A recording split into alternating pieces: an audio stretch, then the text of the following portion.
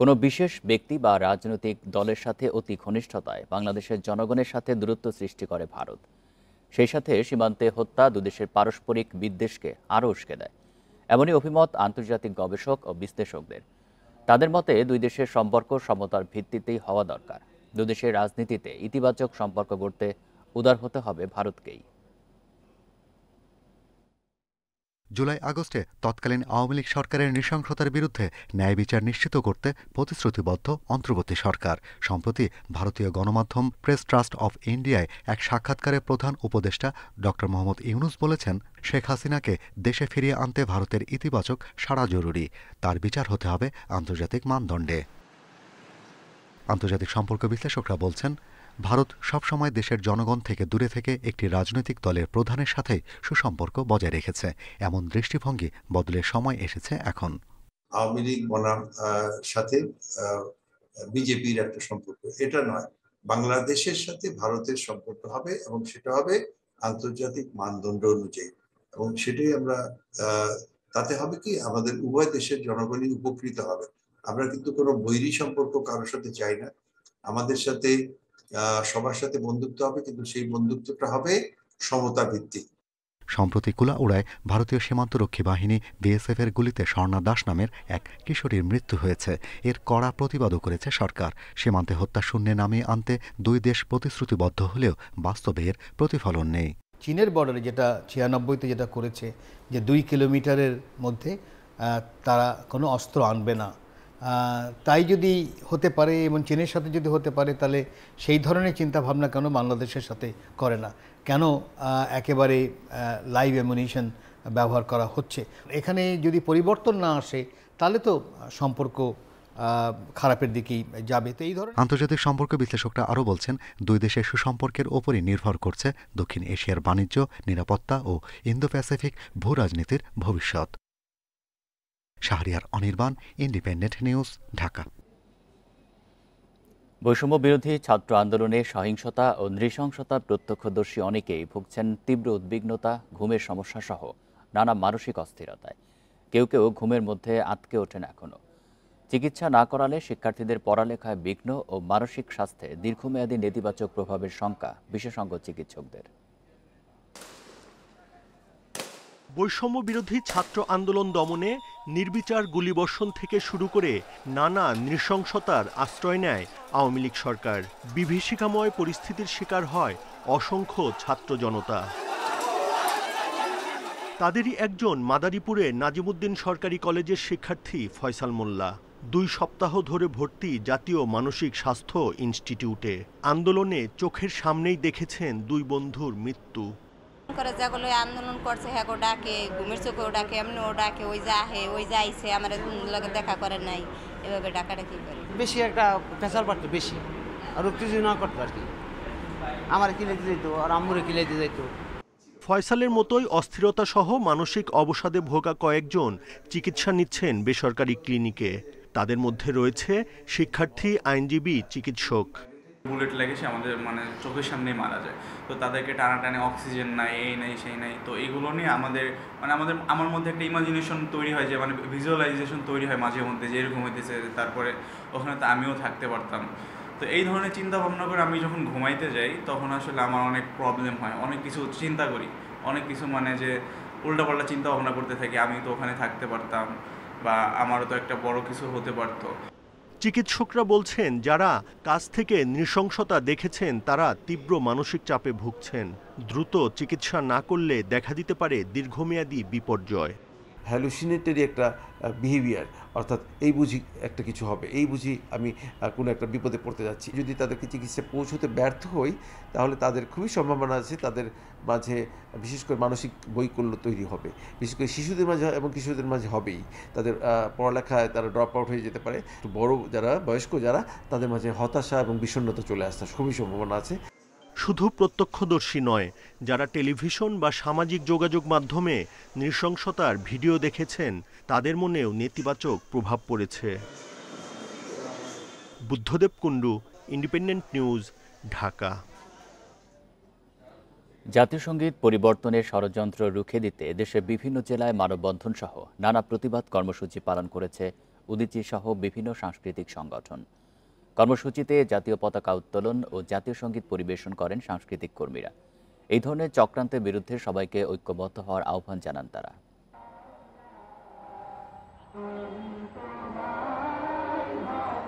জাতীয় সঙ্গীত পরিবর্তনের ষড়যন্ত্রের প্রতিবাদ হয়েছে চট্টগ্রামে।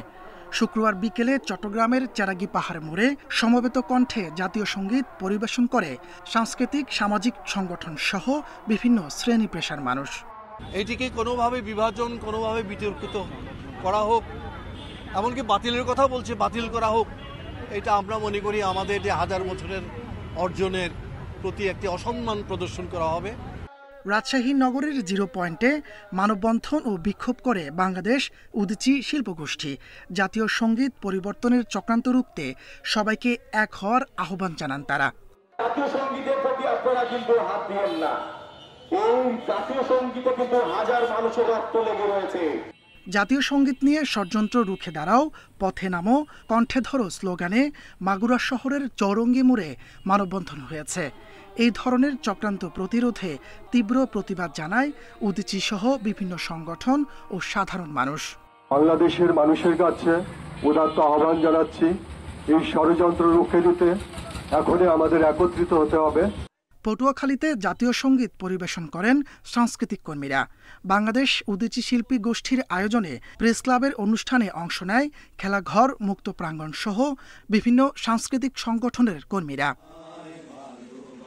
জাতীয় সঙ্গীত পরিবর্তনের ষড়যন্ত্র রুখতে রাস্তায় নেমেছে কুষ্টিয়ার সাংস্কৃতিক কর্মীরা। পৌরসভার বিজয় উল্লাস চত্বরে জাতীয় পতাকা উত্তোলন ও জাতীয় সঙ্গীত পরিবেশন করা হয়। ঝিনাইদহ সহ বিভিন্ন জেলায় জাতীয় সঙ্গীত গেয়ে প্রতিবাদ জানায় বিভিন্ন সংগঠন, সাংস্কৃতিক কর্মী সহ নানা শ্রেণী পেশার মানুষ। তাপস সরকার, ইন্ডিপেন্ডেন্ট নিউজ।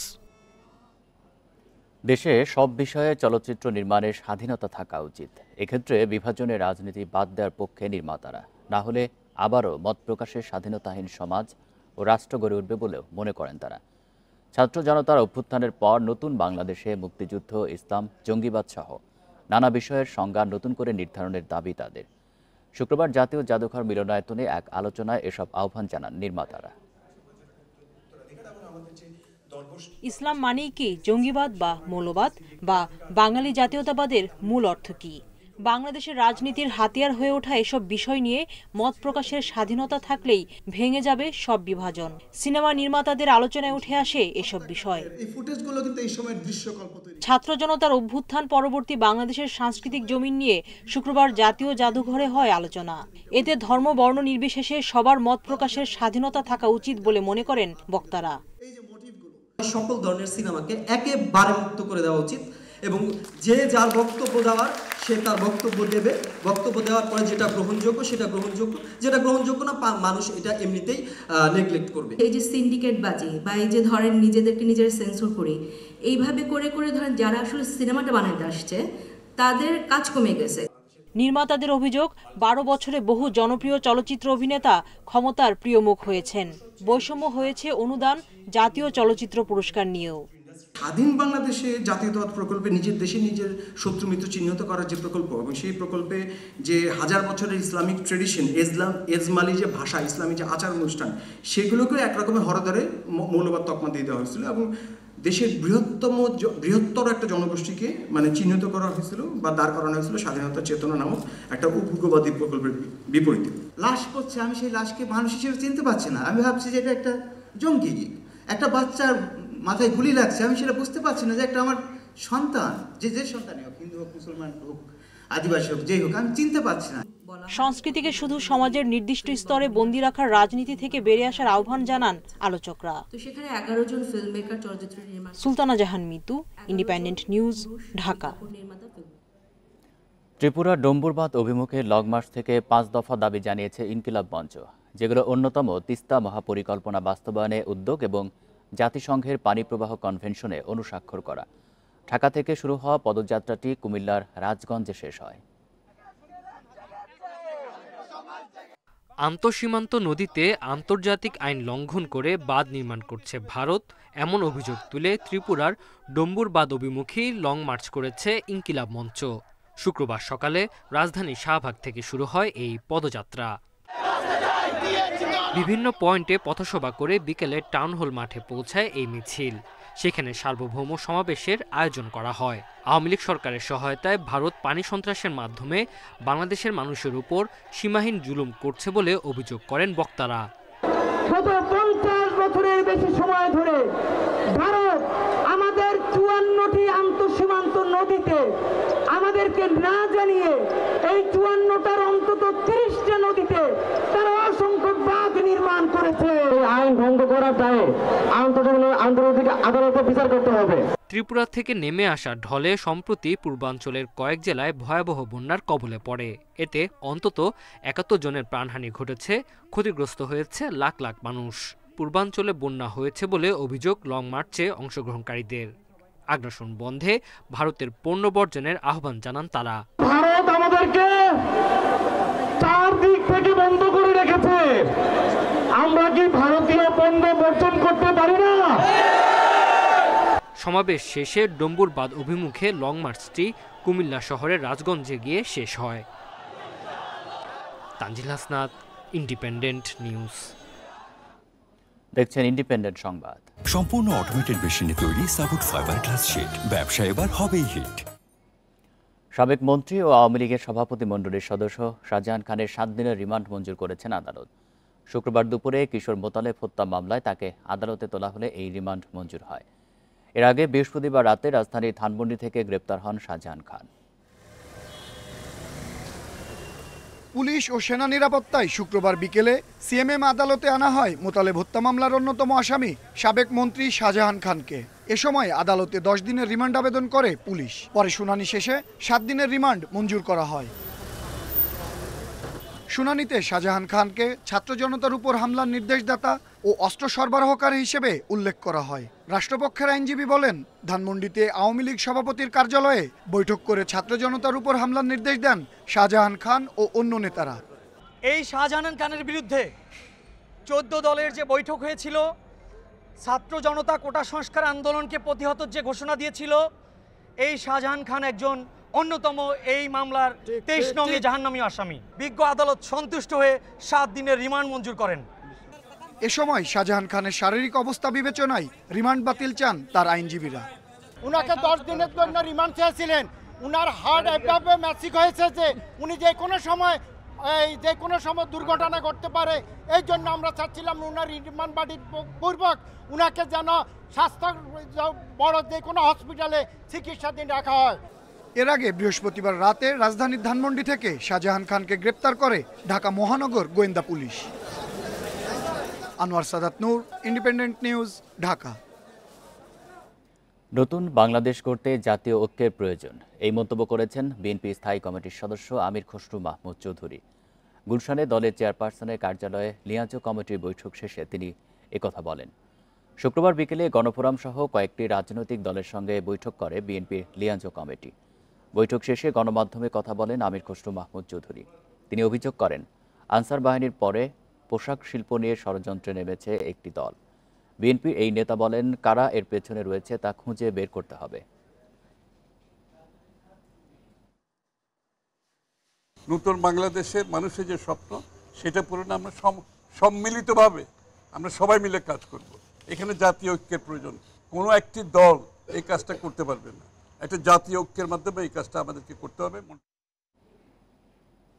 জনগণের হাতে ক্ষমতা ফিরিয়ে দিতেই ছাত্র জনতার সংগ্রাম, এমন মন্তব্য করে বিএনপির সিনিয়র যুগ্ম মহাসচিব রুহুল কবির রিজভী বলেছেন, আওয়ামী দুঃশাসন থেকে রক্ষা পেয়েছে দেশ। আগামীতে কারা ক্ষমতায় আসবে তা ঠিক করবে জনগণ।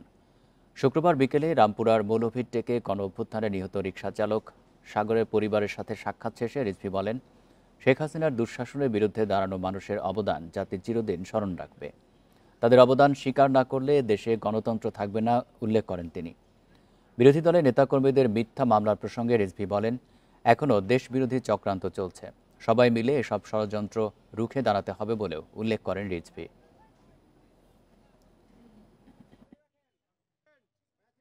মোহাম্মদ সাগররা যে রক্ত দিয়েছে, এই রক্ত হচ্ছে দেশের স্বাধীনতা রক্ষার, এই রক্ত হচ্ছে দেশের সার্বভৌমত্ব রক্ষার, তাদের রক্ত হচ্ছে গণতন্ত্র পুনরুদ্ধারের। এই মহিমান্বিত আত্মদানকে আমরা কলঙ্কিত করতে দেব না। যদি কেউ আমাদের দিকে অশুভ দৃষ্টি নিয়ে তাকায়, আমরা ঠিক তার উপযুক্ত জবাব দিতে প্রস্তুত আছি। কারণ সাগরদের মতো ছেলেরা যদি রাজধানীর আদাবরে বারে রেইড দিতে গিয়ে গুরুতর আহত 3 শিক্ষার্থী। অভিযোগ, লাইসেন্স দেখতে চাইলে তাদের উপর ধারালো অস্ত্র দিয়ে হামলা চালানো হয়েছে। গতরাতেই এই ঘটনায় থানায় মামলা হয়েছে। বারটিতে অনৈতিক কর্মকাণ্ডের তথ্যে রেইড দেওয়ার আগে পুলিশের সাহায্য চেয়েও পাননি বলে দাবি করেন শিক্ষার্থীরা। তাদের অভিযোগ, সেখানে গিয়ে লাইসেন্স দেখতে চাইলে তাদের ওপর চড়াও হয় একটি সংঘবদ্ধ দল। এতে আহত হন লিওন, তন্ময় ও ইমরান নামের 3 ছাত্র। পরে আদাবর থানায় বার মালিক সহ 15 থেকে 20 জনকে আসামি করে হত্যা চেষ্টা মামলা দায়ের করেন তারা। এর আগে 8 আগস্ট এই হলিউড বার থেকে লুট হয় 11 লাখ টাকা। এই ঘটনায় গণমাধ্যমের সঙ্গে কথা বলতে চায়নি আইনশৃঙ্খলা বাহিনী।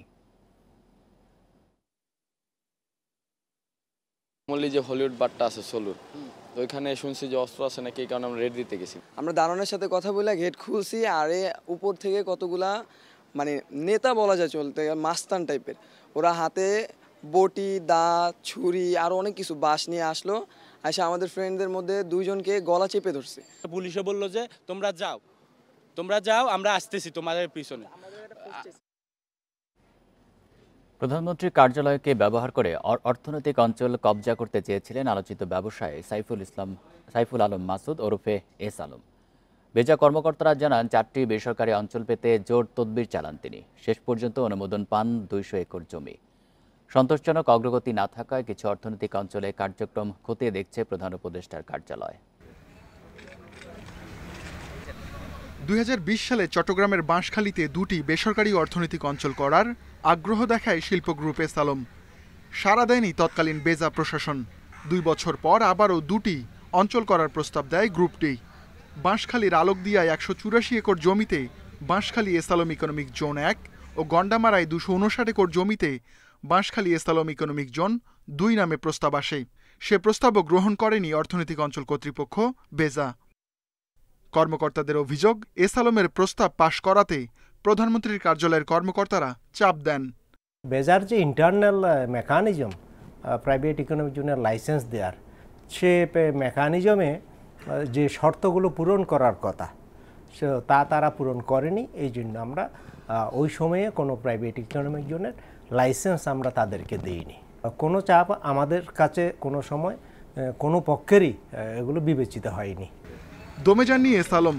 বেসরকারি অঞ্চল না পেয়ে সরকারি অঞ্চলে প্লটের জন্য আবেদন করেন। রপ্তানিমুখী কারখানা করার উদ্দেশ্যে 500 একর জমি চান মহেশখালী অর্থনৈতিক অঞ্চলে। এবারও প্রধানমন্ত্রীর কার্যালয়ের দ্বারস্থ হন তিনি। গত বছর 200 একর জমি অনুমোদন করে বেজা। মূল্য বাবদ 12 কোটি টাকাও দিয়েছেন এস আলম, কিন্তু সরকার পতন হওয়ায় জমি বরাদ্দের চুক্তি থেমে গেছে। এই ধরনের বাণিজ্য গ্রুপগুলো যদি দুর্নীতির সাথে যুক্ত থাকেন এবং সেই ধরনের অভিযোগ আছে, তো সেই জায়গা থেকে সরাসরি এটা হলো আইন শৃঙ্খলা বাহিনী দুদক যারা আছেন তারা পদক্ষেপ নেবেন। বেজা কর্মকর্তারা জানান, যেসব প্রতিষ্ঠান জমি নিয়ে কাজ শুরু করেনি তাদের ব্যাপারে ব্যবস্থা নেওয়া হচ্ছে। বাতিল হতে পারে চুক্তি। এছাড়া ভারতীয় অর্থনৈতিক অঞ্চল সহ 2টি অঞ্চলের সন্তোষজনক অগ্রগতি না হওয়ার কারণ খতিয়ে দেখছে প্রধান উপদেষ্টার দপ্তর। বাতিল হতে পারে এই 2 উদ্যোগ। Ruhul Amin, independent news, Dhaka. তথ্য প্রযুক্তি বিষয়ক শিক্ষার্থীদের মেধার মূল্যায়ন করতে দ্রুত আইসিটি ক্যাডার বাস্তবায়নের দাবি জানিয়েছে গভর্নমেন্ট আইসিটি অফিসার্স ফোরাম। তাদের অভিযোগ, একটি মহল নিজেদের স্বার্থে আইসিটির জন্য পৃথক ক্যাডার বাস্তবায়নে বাধা হয়ে দাঁড়িয়েছে। শুক্রবার রাজধানীর কারওয়ান বাজারে সংবাদ সম্মেলনে একথা জানান আইসিটি ডিভিশনের কর্মকর্তারা। ডিজিটাল আর স্মার্ট বাংলাদেশের নামে আওয়ামী লীগ সরকারের আমলে করা হয়েছে নানা প্রকল্প, খোলা হয় বিভিন্ন সংস্থা, কিন্তু অভিযোগ আছে তথ্য প্রযুক্তি বিষয়ে অভিজ্ঞ মানুষদের জায়গা হতো না সেসব খাতে। ফলে সরকারি চাকরিতে আগ্রহ হারান এই বিষয়ে শিক্ষার্থীরা। সংশ্লিষ্টরা বলছেন, আইসিটি গ্র্যাজুয়েট কর্মকর্তা থাকা সত্ত্বেও থার্ড পার্টির মাধ্যমে কাজ করাতে বড় অঙ্কের টাকা খরচ করত মন্ত্রণালয়। এক্ষেত্রে এটুআইয়ের মতো সংস্থাগুলো হয়ে ওঠে সরকারের আধিপত্যের অন্যতম হাতিয়ার। ফলে সাইবার খাতে ঝুঁকি ও খরচ উভয়ই বেড়েছে। সরকারের পয়সায় যে এটুআই যে সিস্টেমগুলো ডেভেলপ করেছে, সেই সিস্টেমগুলো এখন এটুআই এর মানে এজেন্সি একটা বেসরকারি এজেন্সির হাতে কিন্তু এখন এই সমস্ত সরকারের যে মেধাস্বত্ব, এই মেধাস্বত্ব নিয়ে তারা আবার ব্যবসার মতো করে এটা পরিচালনা করবে। আইসিটি অফিসার্স ফোরাম বলছে, দেশে আইসিটি অধিদপ্তরে 2000 কর্মকর্তা থাকলেও তাদের নীতি নির্ধারণী পর্যায়ে রাখা হয় না। বিশেষ কতিপয় আমলা তাদের সুবিধার্থে, তাদের কি সুবিধা আসলে? তাদের সুবিধা হচ্ছে যে আমাদের যে কনসালটেন্ট যারা আছে, কনসালটেন্টের মাধ্যমে যদি কোনো কাজ করানো হয়, প্রজেক্ট বাস্তবায়ন করা হয়, তাহলে একই কাজ 2বার 3বার করাতে পারে, একই টাকা বারবার নিতে পারে। আইসিটি সচিবের স্বাক্ষর নিয়ে ক্যাডার বাস্তবায়নে 15 আগস্ট প্রধান উপদেষ্টা বরাবর একটি প্রস্তাব পাঠানো হলেও এ বিষয়ে কোনো অগ্রগতি নেই বলছে আইসিটি অফিসার্স ফোরাম। উপদেষ্টা মহোদয় আইসিটি ক্যাডারের প্রতি আন্তরিক হওয়া সত্ত্বেও গত 20 দিনেও প্রস্তাবটি আইসিটি ডিভিশন থেকে মাননীয় প্রধান উপদেষ্টা বরাবর না যাওয়া কতিপয় আমলা ও গোষ্ঠী বিশেষের অনীহা বলে আমরা মনে করি। আইসিটি ক্যাডার বাস্তবায়ন হলে শিক্ষার্থীদের জন্য নতুন সম্ভাবনা তৈরির পাশাপাশি এই খাতের কার্যক্রম আরও গতিশীল হবে বলেও দাবি সংশ্লিষ্টদের। আইসিটি সিকিউরিটি আছে। ইকরামুল কবির, ইন্ডিপেন্ডেন্ট নিউজ, ঢাকা। বন্যা ও টানা বৃষ্টিতে চট্টগ্রামে অন্তত 70 কিলোমিটার সড়ক বেহাল। ছোট বড় গর্তের কারণে নষ্ট হচ্ছে যানবাহন, বাড়ছে দুর্ঘটনার শঙ্কাও। ক্ষতিগ্রস্ত সড়ক মেরামত কাজ শুরু হয়েছে বলে জানিয়েছে কর্তৃপক্ষ। বন্যা ও জলাবদ্ধতার কারণে চট্টগ্রাম নগরীর বহদ্দারহাট, মুরাদপুর, হামজারবাগ, বিমানবন্দর সড়ক, অক্সিজেন সড়ক সহ নানা সড়ক ক্ষতিগ্রস্ত হয়। নগরবাসীর অভিযোগ, দীর্ঘদিন মেরামত না করার কারণে বেহাল সড়ক, দুর্ঘটনার শঙ্কায় চালকরা। আমার অনেক টাকা খরচ হয়েছে, গাড়িটা চাল হয়ে গেছে, চাক্কা এগুলো ঠিক করেছে, যে রাস্তা এই অবস্থা আজকে 3 থেকে 4 মাস ধরে। ফ্লাইওভার করার পর থেকে এই রাস্তাটাই পাশে ঠিক করে নাই, এখন পর্যন্ত ভাঙা। এখানে বৃষ্টি হইলে যত পানি ওঠে এখানে শত শত গাড়ি নষ্ট হয়। আমরা সারাক্ষণই ভয়ে থাকি কখন গাড়িটা উল্টে যায়। ইতিমধ্যে কয়েকটি গাড়ি উল্টেছে। ভুক্তভোগীরা বলছেন, সড়কে ছোট বড় গর্তের কারণে নষ্ট হচ্ছে যানবাহন, গাড়ি মেরামতে গুনতে হচ্ছে বাড়তি টাকা। দ্রুত সড়ক মেরামতের দাবি সংশ্লিষ্টদের। এখন কোনো যথাযথ কর্তৃপক্ষ নাই যে আমরা তাদের কাছে বিচার দিব। এখন আমরা সংশ্লিষ্ট যারা এটার সাথে সংযুক্ত সকলের কাছে অনুরোধ করব যেন মহাসড়কগুলো খুব দ্রুত সময়ের মধ্যে যেন নিরাপদ করে। নগরীর সড়ক সংস্কারে 7 বছরে ব্যয় হয়েছে 2,500 কোটি টাকা। প্রায় 70-80 কিলোমিটার সড়ক ক্ষতিগ্রস্ত হয়েছে এবং আমরা ইতিমধ্যে কাজ শুরু করে দিয়েছি। আগামী আশা করছি যদি বৃষ্টি না হয়, আগামী 2 সপ্তাহের মধ্যে হয়তো আমরা এগুলা মোটামুটি রিপেয়ার কাজটা করতে পারবো। অভিযোগ রয়েছে, নিম্নমানের সামগ্রী দিয়ে কাজের কারণে বিপুল ব্যয়েও পুরোপুরি সুফল পাচ্ছে না নগরবাসী। Ahsan Riton, independent news, Chittagong. বন্যায় ক্ষতিগ্রস্ত হয়েছে সড়ক মহাসড়ক। এ নিয়ে আরও জানাতে হবিগঞ্জ থেকে যুক্ত হচ্ছেন সহকর্মী আবু সালে নুরুজ্জামান। নুরুজ্জামান, হবিগঞ্জে বন্যায় সড়কের ক্ষয়ক্ষতি কেমন হয়েছে, এগুলো মেরামতের কোনো উদ্যোগ নেওয়া হয়েছে কিনা? দেখুন, সাম্প্রতিক আগস্টের বন্যায় হবিগঞ্জের 6টি উপজেলা ক্ষতিগ্রস্ত হয়েছে। এই হবিগঞ্জের বন্যায় এই যে বিভিন্ন মৎস্য খামার এবং ফসলি জমি এবং সবজি ক্ষেত ধ্বংস হয়েছে। পাশাপাশি আপনার সড়কের ব্যাপক ক্ষতি হয়েছে 6টি উপজেলায়। আমরা জানতে পেরেছি এলজিডি সূত্র থেকে হবিগঞ্জের 167 কিলোমিটার সড়ক ক্ষতিগ্রস্ত হয়েছে। এর মধ্যে হবিগঞ্জ সদর উপজেলার 24টি সড়কের প্রায় 58 কিলোমিটার রাস্তা ব্যাপক ক্ষতিগ্রস্ত হয়েছে। এছাড়া আজমিরিগঞ্জ, বানিয়াচং, লাখাই, বাহুবল, মাধবপুর সহ বিভিন্ন স্থানে আপনার সড়কের ব্যাপক ক্ষতিগ্রস্ত হয়েছে বন্যায়। কিন্তু এলজিটি আমাদেরকে জানিয়েছে এই 166 কিলোমিটার যে রাস্তা ক্ষতিগ্রস্ত হয়েছে তা মেরামত করতে এবং পুনঃসংস্কার করতে 136 কোটি টাকা বরাদ্দ লাগবে। 136 কোটি টাকা বরাদ্দ পেলেই তারা রাস্তা সংস্কারের কাজের উদ্যোগ গ্রহণ করবেন। ইতিমধ্যেই এলজিডি হবিগঞ্জের নির্বাহী প্রকৌশলী মন্ত্রণালয় বরাবর বরাদ্দ চেয়ে আবেদন করেছেন। বরাদ্দ পাওয়ার পরই তারা কাজ শুরু করবেন। কিন্তু সড়কের বেহাল অবস্থা থাকায় প্রায়ই সড়কে ছোটখাটো দুর্ঘটনা ঘটছে এবং যান চলাচলে বিঘ্ন ঘটছে এবং সাধারণ মানুষ রাস্তা দিয়ে চলাচল করতে পারছেন না।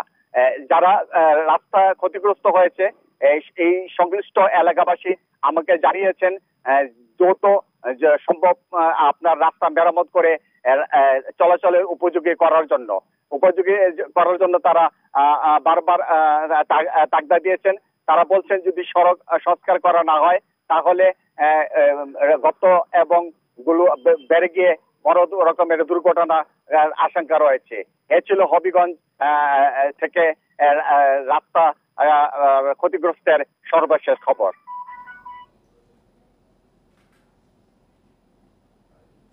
হবিগঞ্জ থেকে জানাচ্ছিলেন সহকর্মী আবু সালে নুরুজ্জামান।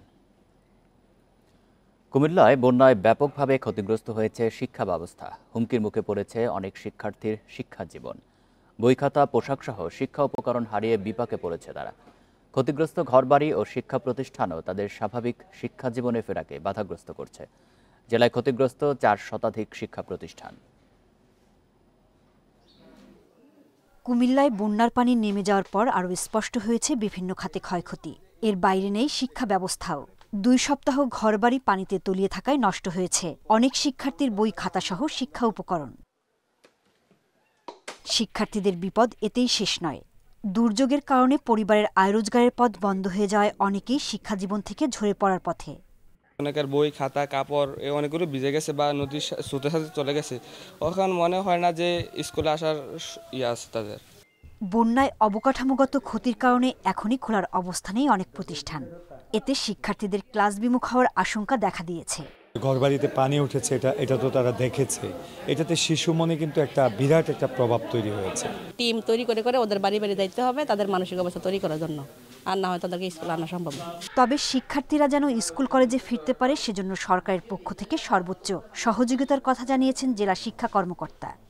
যদি এইরকম কোনো শিক্ষার্থী থাকে যে তার বই পুস্তক নষ্ট হয়েছে অথবা জামা কাপড় অথবা স্কুলের আসার ক্ষেত্রে যদি তাদের কোনো খাদ্যের চাহিদাও যদি পূরণ করতে হয়, সেই ক্ষেত্রে আমরা কমিটির মাধ্যমে এটা ব্যবস্থা নিতে পারব। সাম্প্রতিক বন্যায় ক্ষতিগ্রস্ত 104টি প্রাথমিক এবং 205টি মাধ্যমিক বিদ্যালয় ও কলেজ, এছাড়াও ক্ষতিগ্রস্ত 123টি মাদ্রাসা। Independent news. নোয়াখালীর বন্যা কবলিত এলাকায় বাড়তি দামে কিনতে হচ্ছে নৌকা। মাঝিরা ভাড়াও নিচ্ছে বেশি।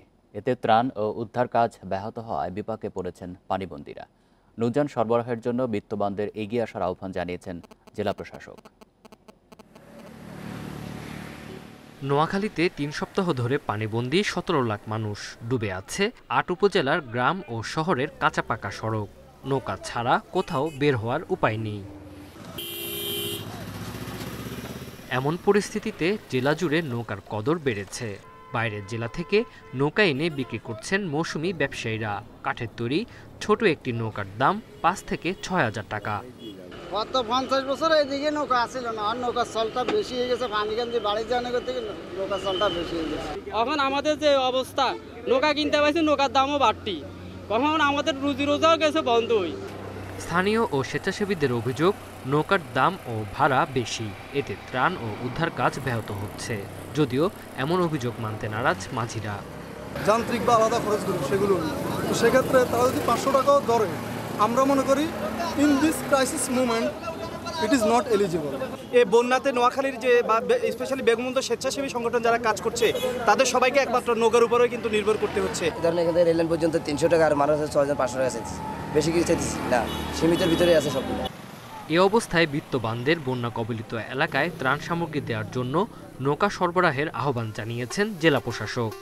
অনেক এলাকায় এত বেশি পানি, নৌকা নেই। নৌকা সংগ্রহ আমরা কিছু করেছি, কিন্তু প্রথম থেকে আমাদের নৌকা ছিল না। এখন আমাদের প্রচুর নৌকা দরকার। আমাদের বিভিন্ন জায়গায় আমরা বলেছি আমরা নৌকা চেয়েছি। নৌকা যদি হয় তাহলে আমরা প্রতিটা একেবারে ডুটো আমরা যেতে পারবো। জেলার 116টি আশ্রয় কেন্দ্রে প্রায় 2 লাখ মানুষ ঠাঁই নিয়েছে। Independent news. এবার বন্যার ক্ষয়ক্ষতি নিয়ে জানাতে নোয়াখালী থেকে যুক্ত হচ্ছেন সহকর্মী আবু নাসের। নাসের, নোয়াখালীতেও পানি খুবই ধীর গতিতে নামছে। কতগুলি এলাকা এখনো পানিবন্দী রয়েছে, আর ত্রাণ কার্যক্রম সেখানে কিভাবে চলছে?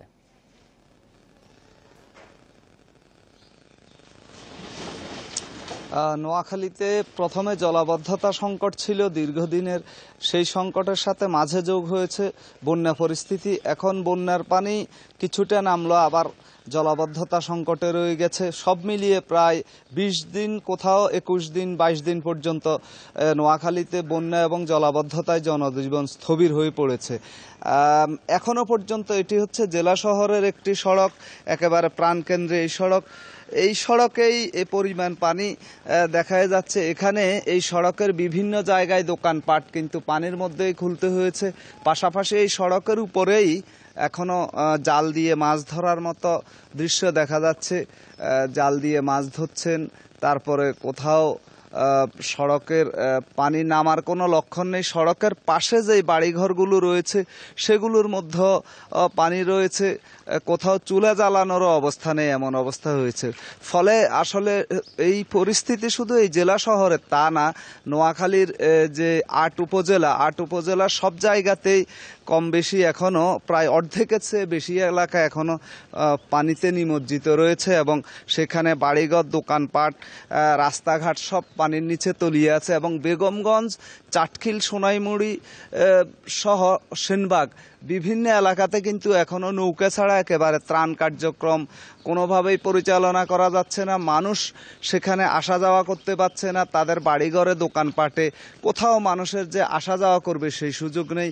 নৌকা ছাড়া, নৌকাই একমাত্র মাধ্যম হয়ে পড়েছে। এবং অসংখ্য জায়গা রয়েছে বেগমগঞ্জের এবং সেনবাগের যেখানে এখনো একেবারে কোমর সমান পানি রয়েছে কিংবা তার উপরেও পানি রয়েছে। এই পরিস্থিতিতে অনেক মানুষ আশ্রয়কেন্দ্র থেকে বাড়ি ফিরে এসে আবার আশ্রয়কেন্দ্রে ফিরে যেতে হচ্ছে। বেগমগঞ্জের একলাশপুর সহ বিভিন্ন জায়গাতে এখনও অসংখ্য আশ্রয়কেন্দ্রে মানুষের প্রবল ভিড়, সেখানে ভিড় কমছেই না, কেননা মানুষ এখনো বাড়িঘরে ফিরে যেতে পাচ্ছেন না। যারা মাঝে মাঝে বাড়িঘরে গিয়ে বাড়িঘরের অবস্থা দেখার জন্য ফিরে যাচ্ছেন, তারা আবার বাড়িঘরের পরিস্থিতি দেখে, নাজুক অবস্থা দেখে, সেখানে বসবাসের অনুপযোগী এই অবস্থা দেখে রান্না করা যাবে না, এই পরিস্থিতি দেখে আবার আশ্রয়কেন্দ্রে ফিরে আসছেন। কিন্তু বাস্তবতা হচ্ছে বিভিন্ন আশ্রয়কেন্দ্র যেহেতু শিক্ষা প্রতিষ্ঠানে করা হয়েছে, সেগুলো খুলতে হবে। এই কারণে আশ্রয়কেন্দ্র থেকে বানবাসী লোকজনকে তাগিদ দেয়া হচ্ছে তারা যেন আশ্রয়কেন্দ্র ছেড়ে দেন। কিন্তু এই মানুষগুলো জানেন না তারা আসলে ছেড়ে যাবেন কোথায়, রান্না করবেন কোথায়, ঘরে তো উঠের অবস্থা নেই। ফলে মানুষের মধ্যে এখনো উদ্বেগ, উৎকণ্ঠা রয়েছে এবং অসংখ্য মানুষ চিন্তা করছে যে আগামী 1 সপ্তাহের মধ্যে আদৌ তারা বাড়িঘরে উঠতে পারবেন কিনা। এ হচ্ছে এখানকার সর্বশেষ। নোয়াখালী থেকে জানাচ্ছেন সহকর্মী আবু নাসের। ক্ষমতার অপব্যবহার করে বনের জমি দখল করে কারিগরি প্রশিক্ষণ কেন্দ্র গড়ে তোলেন আওয়ামী লীগ আমলের আমলা শফিউল আলম। জাতীয় বন নীতিকে উপেক্ষা করে 2017 সালে বনের 155 একর জমি বরাদ্দ নেন সাবেক এই মন্ত্রিপরিষদ সচিব। এতদিন এ নিয়ে কোনো আপত্তি না উঠলেও সম্প্রতি জমি ফেরত পেতে মন্ত্রণালয়ে চিঠি দিয়েছে বন বিভাগ।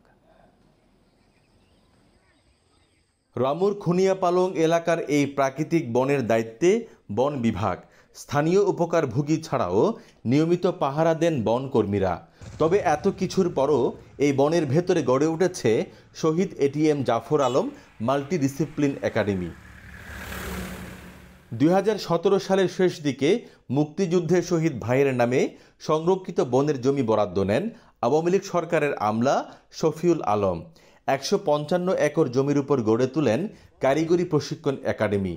আগে ছিল এটা হইলে বড় সরকারি বাগান ছিল, মানে 92 বাগান হতো, সরকারি বাগান ছিল। এখন গাছ গুছলা খাটিয়া একটা প্রতিষ্ঠানগুলি করছে। গাছ কাটি ফেলে প্রতিষ্ঠানের নামে জমি রেজিস্ট্রি হয়েছে জানিয়ে এটি বনের জমি কিনা সেই বিষয়ে কিছু না জানার দাবি সংশ্লিষ্টদের। এখানে আমাদের দীর্ঘমেয়াদী বন্দোবস্ত এবং খতিয়ান আছে আমাদের এই প্রতিষ্ঠানে।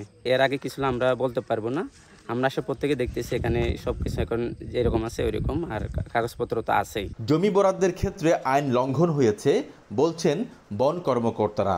এই ভূমি মন্ত্রণালয় কর্তৃক সরাসরি এটাকে ওই একাডেমি নামে বরাদ্দ দেওয়া হয়েছে, কিন্তু এইটা সরাসরি দেওয়া যায় না, কারণ এটা বন বিভাগের রক্ষিত বনভূমি।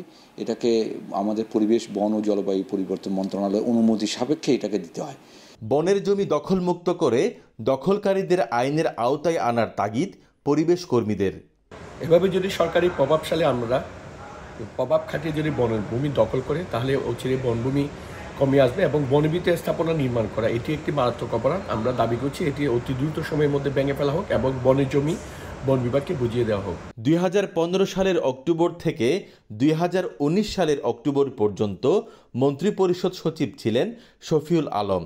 তার বিরুদ্ধে অসংখ্য অনিয়মের অভিযোগ রয়েছে। তৌফিকুল ইসলাম, ইন্ডিপেন্ডেন্ট নিউজ, কক্সবাজার।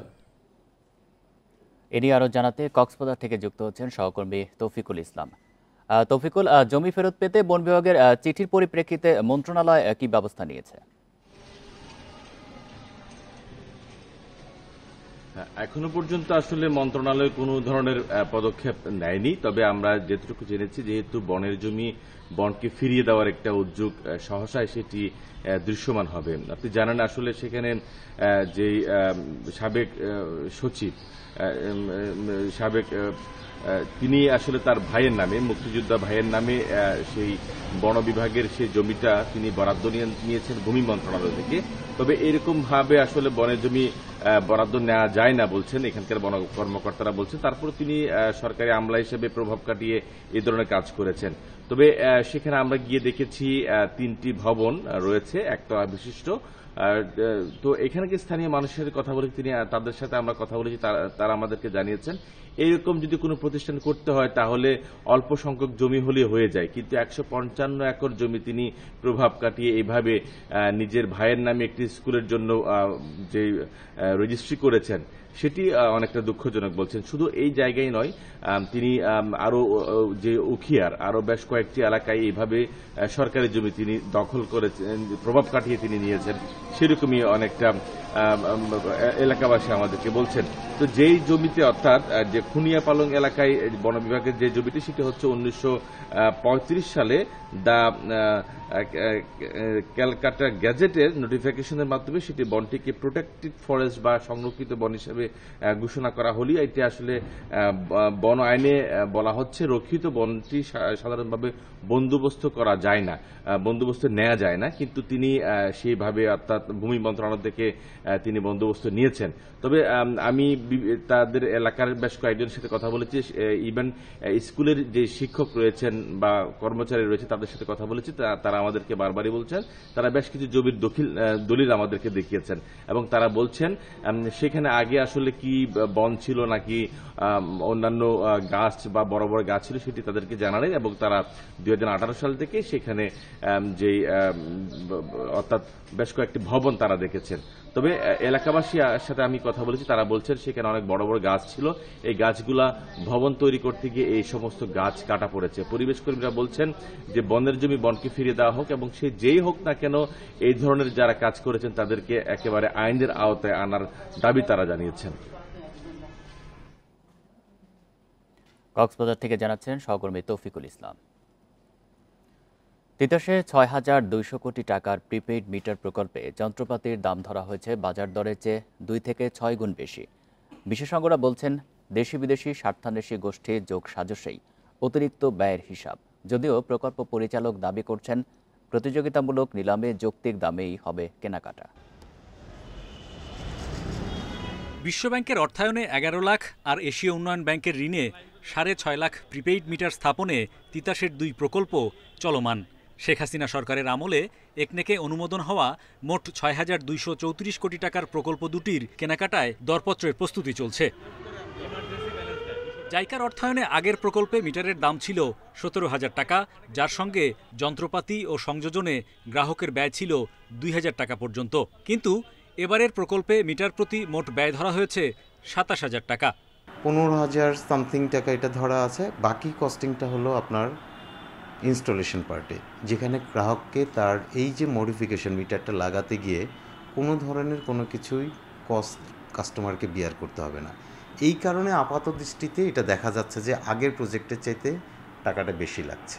আন্তর্জাতিক মার্কেটপ্লেসে দেখা যায় গ্যাসের স্মার্ট প্রিপেইড মিটারের দাম $30 থেকে $60 মধ্যে। এছাড়া বল ভালভ রেগুলেটরের দাম পড়ে $2 থেকে $4। তিতাসের প্রকল্পে এসব যন্ত্রাংশের দাম ধরা হয়েছে কয়েক গুণ বেশি। হাউসহোল্ড গ্যাস মিটারের দাম 35 থেকে হাইয়েস্ট পৃথিবীর শ্রেষ্ঠটা $50 উপরে। তো এখন আপনি যদি মানুষকে এইভাবে চুরি করার সুযোগ দেন, ডাকাতি করার সুযোগ দেন, আপনি যদি এখানে না তাকায় দেখেন, তাহলে তো এগুলো চলতেই থাকবে। এগুলার সঙ্গে বিদেশিরাও জড়িত, আমাদের লোকজনও জড়িত। বেসরকারি খাতে প্রিপেইড মিটার আমদানি ও খোলাবাজারে বিক্রির সুযোগ দেয়া হলেও তা কার্যকর হয়নি। বিশেষজ্ঞরা বলছেন, দুর্নীতির সুযোগ নিতেই মিটারের স্পেসিফিকেশনে জটিলতা আনা হয়, যার ইঙ্গিত মেলে এই কর্মকর্তার কথাতেও। অনলাইনের কোনো ইয়েতে সার্চ করেন, আপনি এই মিটারের এই প্রোডাক্টটার কত দাম সেটা পাবেন না, এনএফসি কার্ড বেস পাবেন অথবা আপনি সিম বেস পাবেন। এমন একটা স্পেসিফিকেশন তৈরি করছে জাপানের অন্য কোনো কোম্পানি মিট করতে পারে না, একটাই মাত্র কোম্পানি করছে, ওই দামে আমাদেরকে কিনতে হয়েছে। প্রিপেইড মিটার স্থাপনের 2 প্রকল্পে 45 মাসের জন্য 16টি গাড়ি ভাড়ায় ব্যয় হবে প্রায় 11 কোটি টাকা। বিভিন্ন খাতে এমন অতিরিক্ত ব্যয়ের ফলে নতুন গ্রাহকদের গুনতে হতে পারে বাড়তি মিটার ভাড়া। Hari Saha, independent news, Dhaka. এই ছিল এখনকার সংবাদে। ইন্ডিপেন্ডেন্ট টেলিভিশনের সব খবরের আরও বিস্তারিত জানতে চোখ রাখুন ফেসবুক, এক্স এবং ইউটিউবে। ধন্যবাদ সবাইকে।